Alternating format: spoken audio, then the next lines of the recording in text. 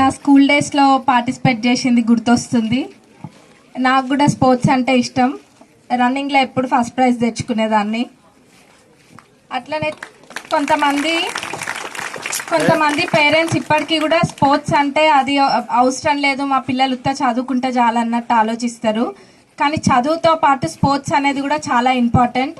ఎందుకంటే స్పోర్ట్స్లో రాణించిన వాళ్ళు కూడా ఎంతోమంది ఉన్నారు మనం చూసుకున్నట్టయితే. కాబట్టి పిల్లల్ని ఎప్పుడైనా నిరుత్సాహపరవకుండా పేరెంట్స్ అందరూ కూడా పిల్లలకి స్పోర్ట్స్కి ఎంకరేజ్ చేయాలి. ఎందుకంటే వాళ్ళ ఇష్టాన్ని కూడా మనం గౌరవించాలి. ఎంతసేపు బుక్ పట్టుకోవడమే కాదు, బుక్ పట్టుకోవడంతో పాటు స్పోర్ట్స్లో పార్టిసిపేట్ చేస్తే వాళ్ళకు కూడా మంచిగా ఉంటుంది, కొంచెం రిలాక్సేషన్ లాగా, ఇంకా ఫిజికల్ యాక్టివిటీ ఉంటుంది.